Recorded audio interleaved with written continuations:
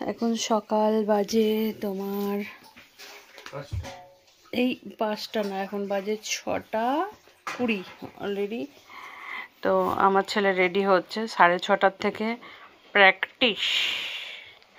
তো কতক্ষণ আগে যাবে জানি না, 4 মিনিটে চলে যাবে ওখানে। ও নাকি 4 মিনিটে ওখানে চলে যায়, মানে এত সুন্দরভাবে ও চালায়। আমি আর বা জন্য 4 মিনিটে পৌঁছাই।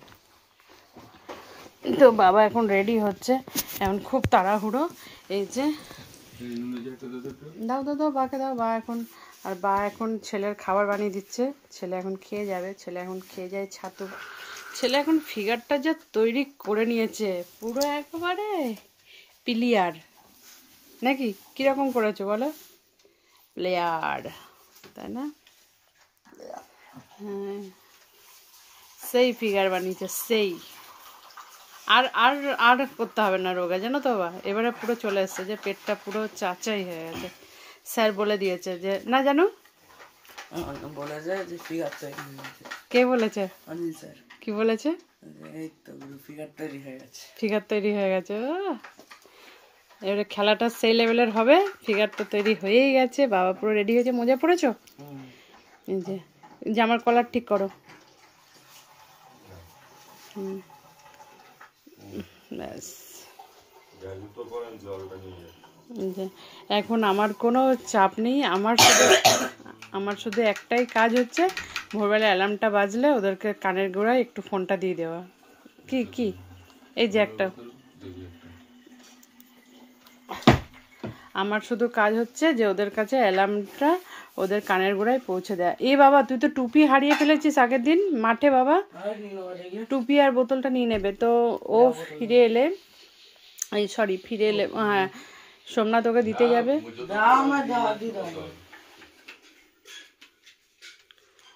টুপিটা নাও, এই যে মামার টুপিটা পরে নাও।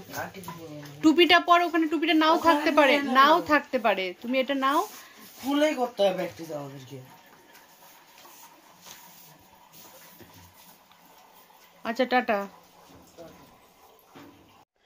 রাগ হয়ে গেল, টুপিটা পরতে বলেছি বলে। কালকে মাঠে টুপি আর জলের বোতল দুটোই ফেলে এসেছে, তো সে কারণে একটা টুপি পরে যেতে বললাম, নাহলে রোদ উঠে গেলে খুব কষ্ট হয়।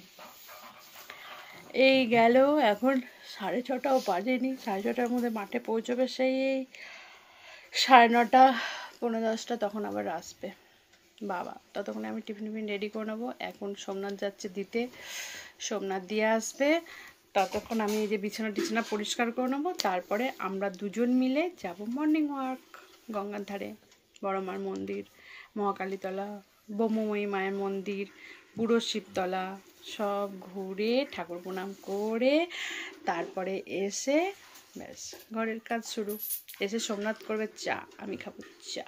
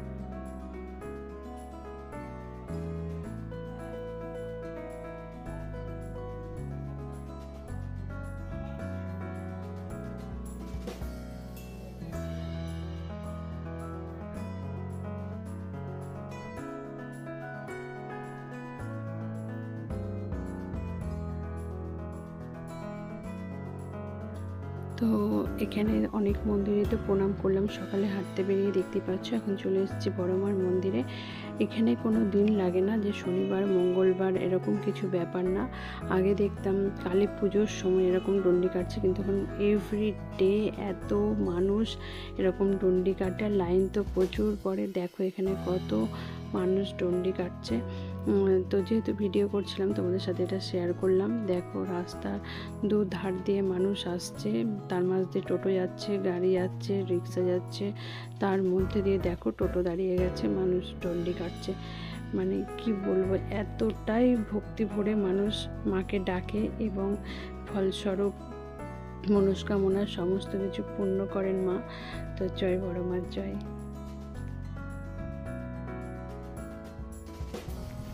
এই আমাদের মহাকালী মন্দির, কিন্তু